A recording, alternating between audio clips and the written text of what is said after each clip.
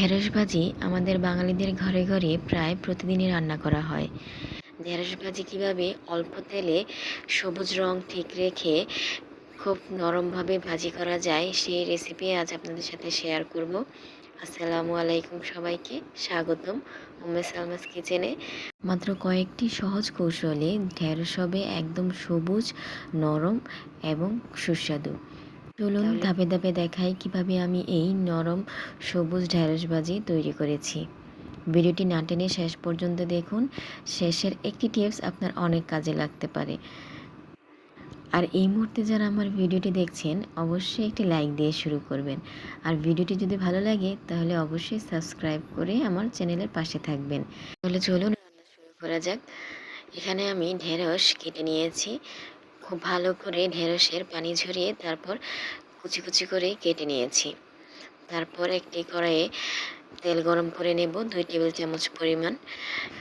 তেল গরম হয়ে এলে আমি এতে দিয়ে দিব পরিমাণ মতো পেঁয়াজ কুচি আর কিছু মরিচ ফালি করা, আর 1 চিমটি পরিমাণ হলুদ গুঁড়ো দিয়ে দেব। তারপর সাথে সাথে আমি ঢেঁড়সের কুচি করে রাখা ঢেঁড়স কুচিগুলো দিয়ে দেব। ঢেঁড়স কুচি, পেঁয়াজ, মরিচ সব কিছু একসাথে দিয়ে একটু নেড়ে ছেড়ে নেব। খুব বেশি নাড়তে হবে না। তারপর আমি ঢেকে দেব প্রায় 1 মিনিটের মতো। খুব বেশি ঢেকে রাখা যাবে না। আর এই পর্যায়ে চুলার আঁচটা রাখতে হবে মাঝারি। খুব হাই হিটে রাখা যাবে না এবং লো হিটেও রাখা যাবে না। আপনি যত লো হিটে রাখবেন তত এর থেকে লেজ লেজে একটা ভাব চলে আসবে, পিচ্ছিল পদার্থ বের হয়ে ময়েশ্চারটা খুব বেশি ছেড়ে দেবে। 1 মিনিট ঢেকে রাখার পর ঢাকনা খুলে আমি একটু নেড়ে নেব। দেখতে পাচ্ছেন কালারটা একটু সবুজ হয়ে এসেছে 1 মিনিট ভাপের পর। এখন অল্প একটু নেড়ে চেড়ে নিব।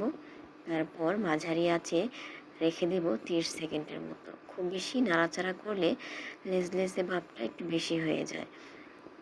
আর অবশ্যই ঢেঁড়স ভাজির সময় লবণটা শেষে দিতে হবে, নামানোর একটু আগে। যদি আপনারা লবণটা আগে দিয়ে ফেলেন শুরুতে ভাজির, নর্মাল আমরা যেভাবে ভাজি করি শুরুতে লবণ দিই সব ভাজিতেই, কিন্তু এই ঢেঁড়স ভাজির ক্ষেত্রে নামানোর একটু আগে লবণটা দিতে হবে। দেখতে পাচ্ছেন এই পর্যায়ে আমি লবণটা দিয়ে একটু নেড়ে চেড়ে নিচ্ছি। তেলের পরিমাণ আমি একটু কম দিয়েছি। এখানে হাফ কেজি পরিমাণ ঢেঁড়সের ভাজি করছি, এই জন্য 2 টেবিল চামচ পরিমাণ তেল দিচ্ছি। আরও ইচ্ছা করলে কম তেলে রান্না করা যায়। এখন একটু নেড়ে ছেড়ে আবার কিছুক্ষণ রেখে দেব। ঢেঁড়স ভাজি সবুজ এবং ঝরঝরে রাখার জন্য অবশ্যই আপনারা লবণটা নামানোর একটু আগে দিবেন। যখন দেখবেন ঝরঝরা হয়ে এসেছে ঢেঁড়স ভাজিটা, ঠিক সেই মুহূর্তে। তাহলে ময়েশ্চারটা ছেড়ে দেবে না, ঢেঁড়স ভাজিটা খুবই ঝরঝরে হবে। যখন ঢেঁড়স ভাজি হয়ে আসবে তখন কাঁচামরিচ, ধনেপাতা কুচি দিয়ে অল্প একটু নেড়ে ছেড়ে নামিয়ে ফেলতে হবে। তৈরি আমার ঢেঁড়স ভাজি। দেখতে পাচ্ছেন কালারটা কত সবুজ সবুজ রয়েছে এবং ভেতর দিয়ে খুবই সফট হয়েছে। আজ এই পর্যন্তই, আবার হাজির হয়ে যাব নতুন কোনো ভিডিও নিয়ে। আশা করি আজকের ভিডিওটি আপনাদের কাছে ভালো লেগেছে।